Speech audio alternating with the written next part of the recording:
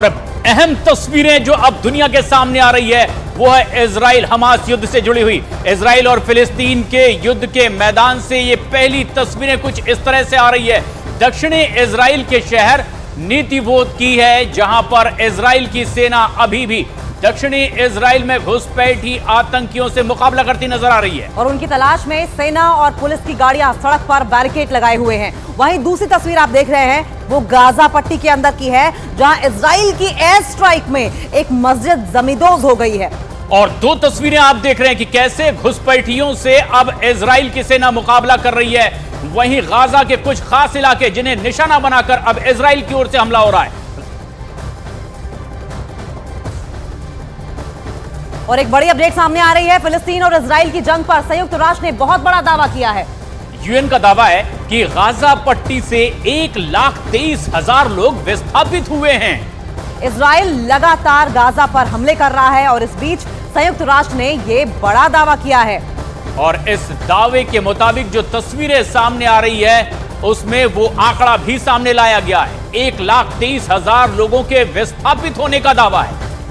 अब देखिए, United Nations की ओर से साफ तौर पर कह दिया गया है कि गाजा पट्टी से 1,23,000 लोग विस्थापित हुए हैं। इजराइल लगातार गाजा पर अटैक कर रहा है और इस बीच में संयुक्त राष्ट्र की ओर से यह बड़ा दावा किया गया।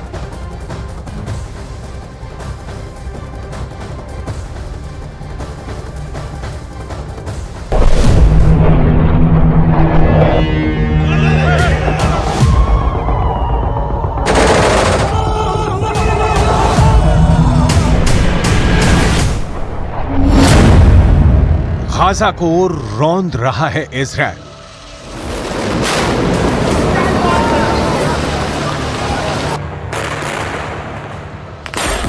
चौबीस से 36 घंटे के अंदर पूरा मिडिल ईस्ट भयानक जंग की आग में दहकने लगा है।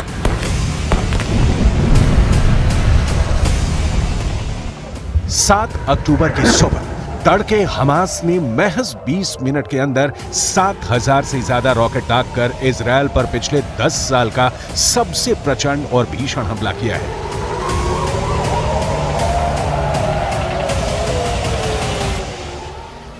हमास के चरमपंथियों ने इजराइल के शहरों के अंदर घुसकर आम लोगों को बुरी तरह से मारना और काटना शुरू कर दिया है।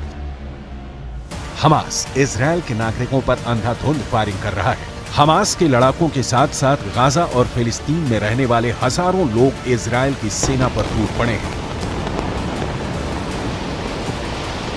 कोई टैंक जल रहा है, कोई इजरायली सैनिकों की छातियों पर गोलियां बरसा रहा है, तो कोई इजराइल के भारी हथियारों पर कब्जा करके जश्न मना रहा है। हमास के हमलों से जब तक इजराइल संभल पाता है, तब तक इजराइल के कट्टर दुश्मन लेबनान ने भी इजराइल पर उत्तर दिशा से हमला कर दिया है। खबरों के मुताबिक लेबनान ने उत्तरी इजराइल के शहरों पर अंधाधुंध मिसाइलें दागनी शुरू कर दी हैं।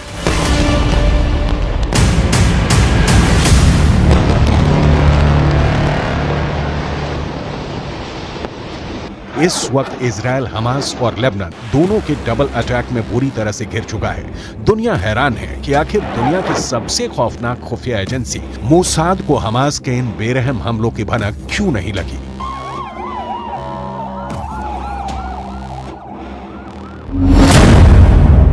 हमास और लेबनान का इजराइल पर डबल अटैक। इधर इजराइल ने डंके की चोट पर कल ही ऐलान कर दिया था कि इजराइल का ऑपरेशन आयरन स्वॉर्ड्स तब तक नहीं रुकेगा जब तक कि हमास के सभी कमांडर और लड़ाके नहीं मारे जाते हैं और पूरा गाजा तबाह नहीं हो जाता है।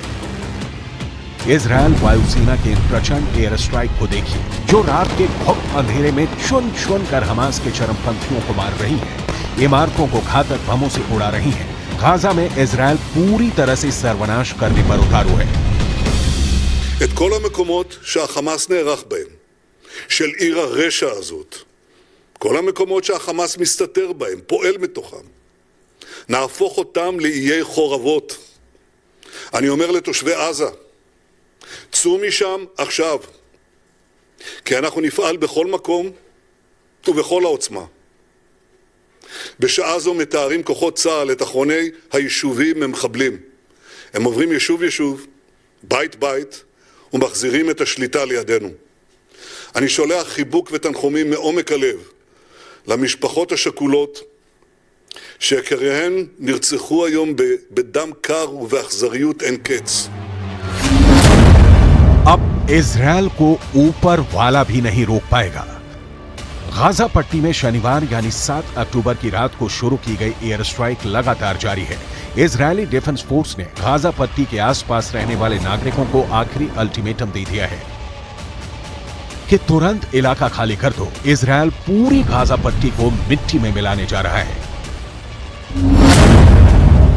इजरायली डिफेंस फोर्स के मुताबिक इजरायली वायुसेना ने गाजा पर 426 बार एयर स्ट्राइक की है, जिसमें से 10 ऐसे टावरों को निशाना बनाया गया है जिनका इस्तेमाल हमास के लड़ाके कर रहे थे। गाजा के आसपास 10,000 इजरायली सैनिक तैनात कर दिए गए हैं।